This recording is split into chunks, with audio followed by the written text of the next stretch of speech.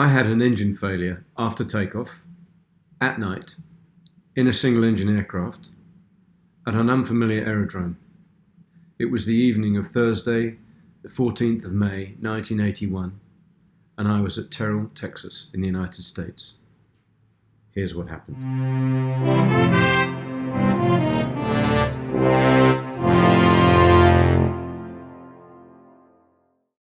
So why fly at night in a single engine aircraft? Well, at the time I was an instructor at Fort Worth, Meacham Field in Texas, and I was instructing a student from the UK who wanted to do his private pilot's license in 3 weeks, which meant a lot of flying. And it took a little bit of planning to get everything completed in the 3 weeks, but there were 3 reasons why we were going to fly that night. The first was that under the American private pilot's license, candidate has to fly some night navigation just for the experience. The second reason was that all candidates for the private pilot's license had to complete with an instructor a crossing of the Dallas-Fort Worth International Airport terminal control area from east to west or west to east through the corridor that runs overhead the airport. And the third reason was that the student, trying to cram in as much practice as possible and make the lessons as valuable as possible, needed to complete some more training in joining and leaving uncontrolled aerodromes. So my intention was to kill all 3 birds with one stone. So the plan that night was to fly from Meacham Field, climb out of Meacham, join the VFR route overhead Dallas-Fort Worth Airport through the terminal control area, make a landing so that the student could join the circuit, land, do a touch and go, and go on to the next place. I can't remember the first place we landed at, but that all went smoothly. And the second place we were going to go to was Terrell, Texas, which is about 30 miles east of Dallas CBD, downtown. After that, the plan had been to fly around the south side of the terminal control area back to Meacham, and that would have been the lesson completed. We're going to stop at various places on the way back. So as we approached Terrell, the wind was calm. My student decided to land on runway 36. Can't remember why now, why we didn't do a 18, but anyway, he decided to land on 36, and we were going to join left-hand downwind for that runway, carry out a touch and go, and then depart to the next place. Now, Terrell, Texas in those days didn't have all of these buildings to the east side of the airport. This was all clear. And it also had 2 runways. That second runway was serviceable, but I don't know why we didn't use it later, but I believe because it didn't have any runway lights. The main runway, 1836, 5,000 feet, 1,524 meters, had pilot-operated lights, and as I say, the wind was calm. The student was a little bit high, a little bit fast on final, but I believe that there was sufficient space for him to get in and do his touch and go and get off the other end. We flashed off the end of the runway at a low altitude, climbing to circuit altitude, but at about 100, can't remember, but at 100 to 200 feet above ground, all of a sudden we were met with this huge vibration through the aircraft. And so I took control of the aircraft. And it's one of those occasions when time slows down, you know, your concentration is such, even now looking back, whatever it is, 34 years, 33 years or 43 years or something, I can still remember exactly what went through my mind in those split seconds after this happened. So my first reaction, which was the natural, intuitive reaction, was turn and get back to the airport. But no, the next thing, split second later, was no, must land straight ahead between 20-30 degrees either side of the track, and I looked over the coaming of the aircraft, and it was black. You know, it was I don't know what it was. It could have been fields, it could have been forests. It wasn't houses because there were no lights. And then the next thing, split second later, was, well, with the engine still developing power, we seem to be maintaining an altitude. Let's try a 270 to the right and see if we can get back to the airport.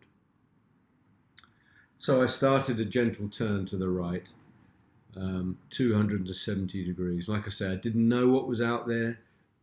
We were really lucky. There could have been power lines, there could have been towers, there could have been I don't know what. But anyway, we made the 270-degree turn to the right, and at the end of that point, we were able to land on the aerodrome, maybe across the runway, but at least we were safe in the knowledge that there probably wasn't anything we were going to hit if we touched down on the aerodrome. But at that point I thought, okay, well, we're safe over the aerodrome. I'll try and land on runway 18, which was the same runway we'd just taken off on, but in the opposite direction. As I said, the wind was calm. And so I made a 90-degree turn to the left, and commencing the 90-degree turn, I closed the throttle, hit the flap switch, and that's when I ran into the next little human factors issue, which was that the school where I was flying operated 3 types of flap mechanism in the Cessnas that they ran. The first type was a kind of a detent switch where you could slide the switch down to whatever flap setting you wanted. The second was a switch that when you set it would stay in that position, and the flap would motor until you return the switch to its neutral position.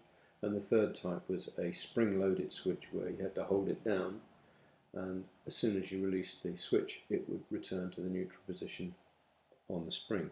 I hit the flap switch and closed the throttle and started turning onto the runway direction to line up with the runway, and moments later, can't tell you how long, half a second, 3 seconds, it occurred to me that the pitch wasn't changing and the aircraft wasn't slowing down.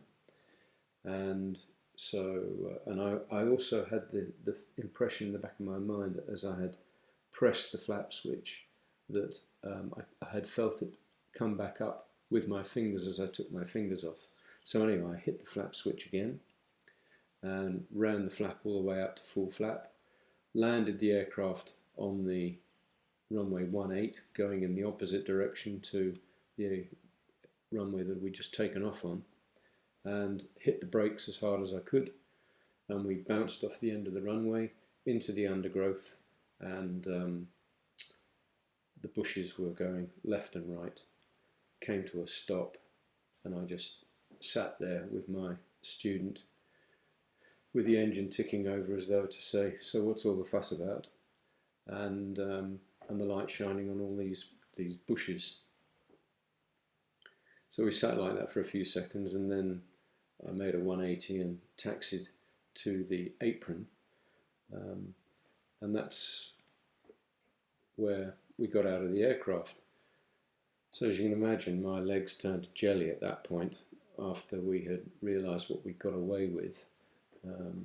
The adrenaline really had kicked in. I found a payphone and rang the school.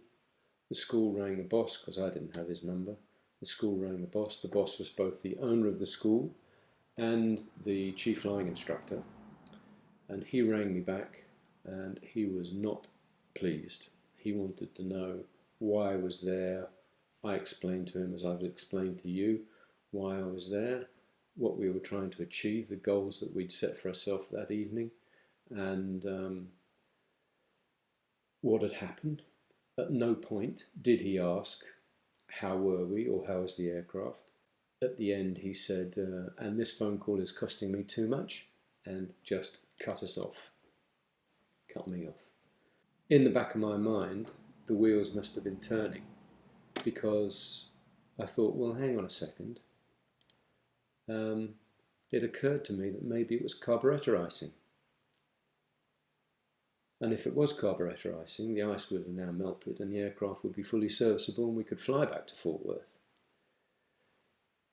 So I got in the aircraft, fired it up again, full brakes, full power, and the vibration started again. So I knew it wasn't carburetor icing, shut the engine down, closed up the aircraft, and my student and I made our way to Fort Worth.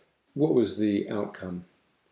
That was Thursday night. Friday, the chief flying instructor, owner, flew out to Terrell with his engineer and they fixed the aircraft, and it turns out it was a stuck valve.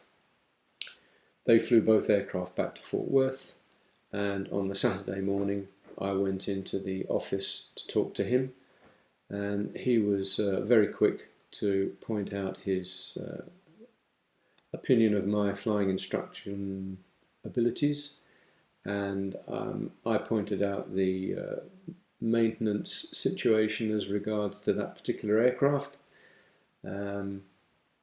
This was all done, well, it culminated in volume 11, I think it was, on the dial, and at the end of that I parted company with I resigned from the company and made my way away from Fort Worth.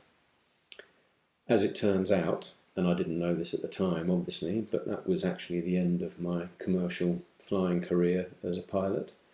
And as you'll know from some of the videos, if you've looked at them, that I've posted in the mid-80s, I was, all through the 80s pretty much, I was in the Air Traffic Control Centre and Tower at Bahrain International, which was equally exciting in its way, as you can see from the videos. Just one last thing before I go, I'd like to tell you about my book, which is a novel which contains some aviation aspects and also some death and grievous bodily harm, as you can see from the title.